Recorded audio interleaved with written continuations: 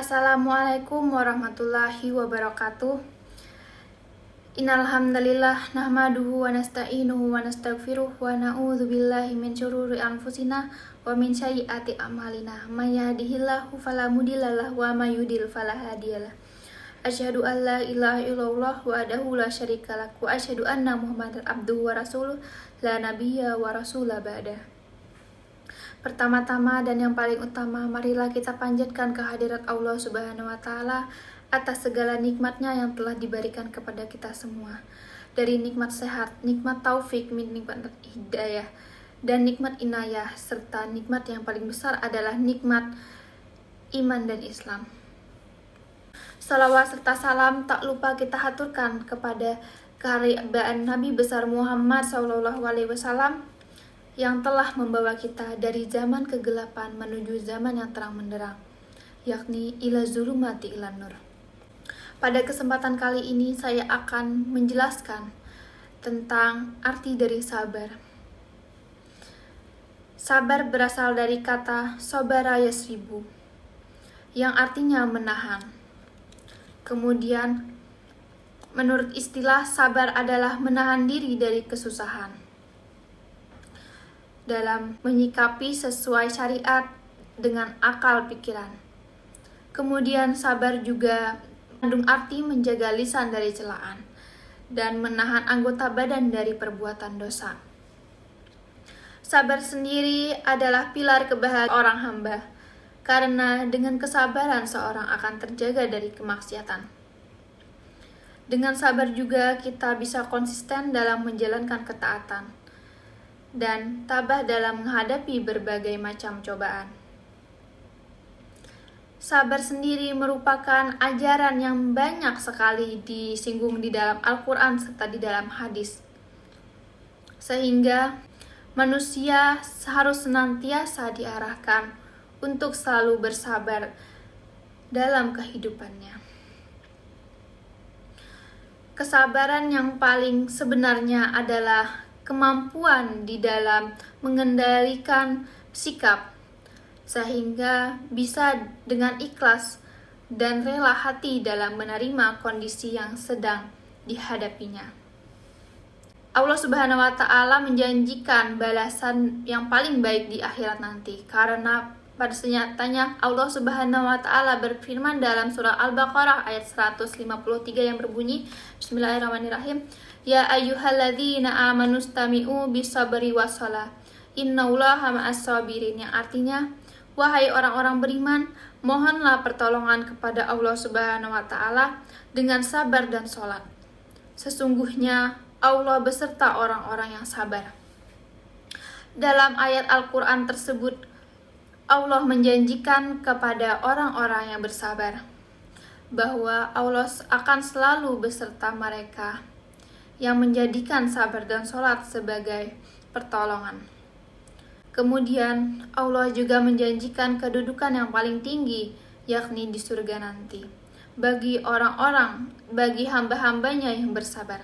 Seperti firman Allah Subhanahu wa Ta'ala dalam Quran surah Al-Furqan ayat 75 yang berbunyi, Ulaika yujzaunal ghurfata bima sabaru wa yulaqauna fiha tahiyatan wa salama, yang artinya mereka itu akan diberi balasan dengan tempat yang paling tinggi di dalam surga atas kesabaran mereka, dan di sana mereka akan disambut dengan penghormatan dan juga salam. Selain itu juga disebutkan dalam Quran surah Al-Imran ayat 106 yang berbunyi, Wallahu yuhibbus sabirin, yang artinya, dan Allah Subhanahu wa Ta'ala mencintai orang-orang yang bersabar. Namun tentunya untuk mencapai tingkatan sabar itu sangatlah tidak mudah.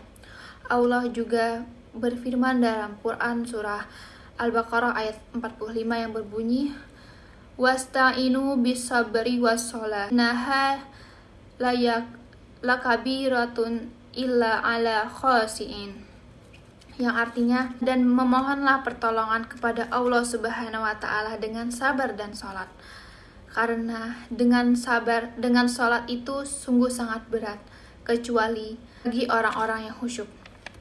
Mengapa sabar itu sangat berat?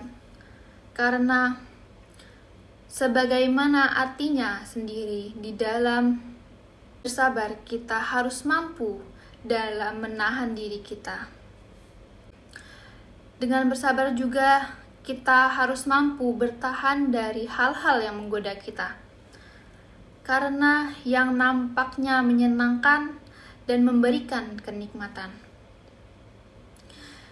Jika kita berkaca pada kisah Nabi Yusuf di dalam Al-Quran, ada 3 jenis kesabaran yang harus kita asah, yakni sabar dalam menahan amarah, kemudian sabar dalam melawan godaan hawa nafsu, dan sabar dalam menghadapi cobaan. Yang pertama-tama yakni adalah sabar dalam menahan amarah. Ketika saat Nabi Yakub, yakni ayah dari Nabi Yusuf, menerima kabar bahwa Nabi Yusuf telah dimakan oleh serigala. Namun yang ia katakan adalah fasabrun jamil. Hal ini terekam dalam Quran surah Yusuf ayat 189 yang artinya, dan mereka datang membawa baju gamisnya dengan berlumuran darah palsu. Namun Yakub berkata, sebenarnya hanya dirimu sendiri yang memandang baik urusan yang buruk itu. Maka hanya bersabarlah, itu adalah jalan yang terbaik bagiku. Dan juga hanya kepada Allah sajalah memohon pertolongannya terhadap apa yang telah kamu ceritakan.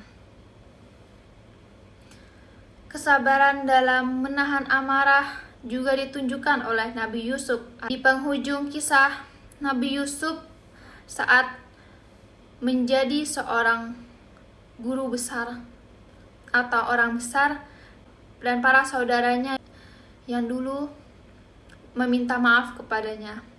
Beliau tidak memarahinya, namun juga tidak mencaci maki orang-orang yang telah berbuat jahat kepadanya. Justru Nabi Yusuf hanya berkata, pada hari ini tidak akan ada celaan terhadap kamu, dan mudah-mudahan Allah mengampuni segala dosa kamu, karena Dia hanya Maha Penyayang di antara para penyayang. Quran surah Yusuf ayat 92. Bayangkan, bukan hanya tidak tercela, beliau bahkan mendoakan dan menghibur saudara-saudaranya. Yang kedua yakni sabar dalam menawan godaan hawa nafsu. Kita sebagai manusia harus sabar dalam menahan godaan hawa nafsu. Pada satu kisah, ketika Nabi Yusuf beranjak dewasa, ia sempat digoda oleh seorang wanita untuk melakukan sesuatu yang dilarang oleh Allah Subhanahu wa Ta'ala. Namun, bagaimanakah sikap beliau? Beliau hanya berlindung kepada Allah Subhanahu wa Ta'ala dan berlari menjauhi godaan tersebut. Dan yang ketiga yakni sabar dalam menghadapi cobaan.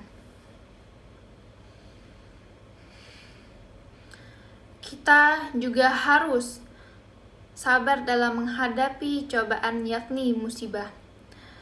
Dalam surah Yusuf, Allah menceritakan bagaimana sang raja bermimpi melihat 7 ekor sapi betina yang gemuk dimakan oleh 7 ekor sapi betina yang kurus. Kemudian juga 7 tangkai gandum yang hijau dan 7 tangkai yang lainnya, yakni 7 tangkai kering dimakan oleh sapi betina yang kurus. Sekian dari ceramah yang saya bawakan. Saya sebagai penceramah hari ini memohon maaf atas kekurangan